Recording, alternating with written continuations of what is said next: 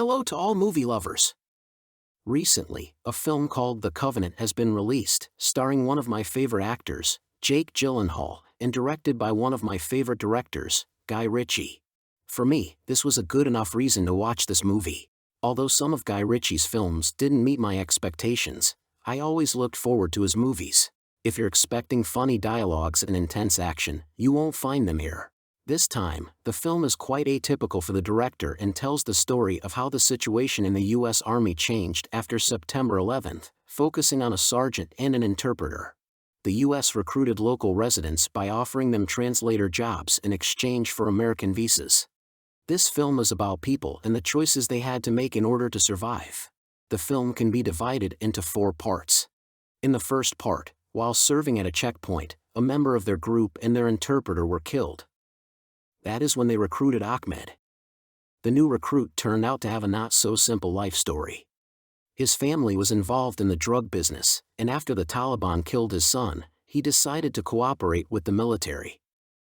During one of the missions, he saved his group by realizing that the other interpreter was leading them into a trap where terrorists awaited them.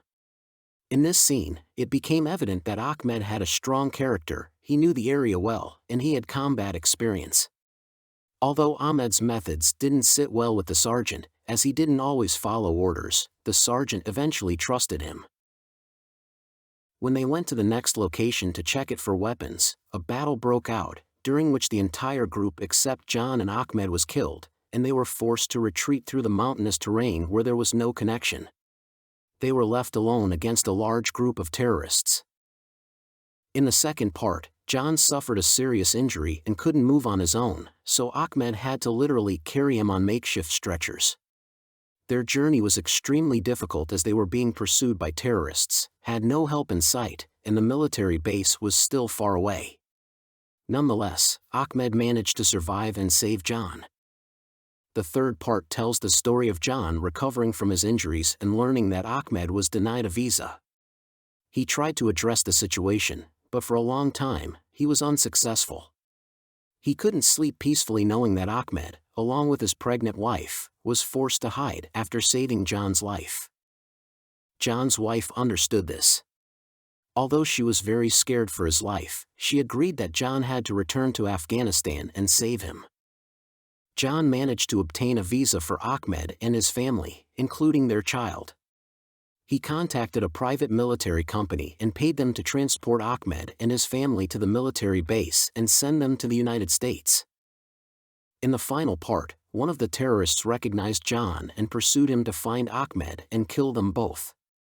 When John met Ahmed, they headed towards the evacuation point. A fight ensued along the way, but they managed to reach the dam. They took shelter in a building there. They ran out of ammunition while the battle was not even over. Just when hope seemed lost, mercenaries appeared and rescued them. I must say that even though it's an atypical genre for Guy Ritchie, he succeeded in directing a remarkable military drama. If you enjoyed the film American Sniper, I recommend watching this one. Feel free to comment about your favorite Guy Ritchie's movie and make sure to subscribe.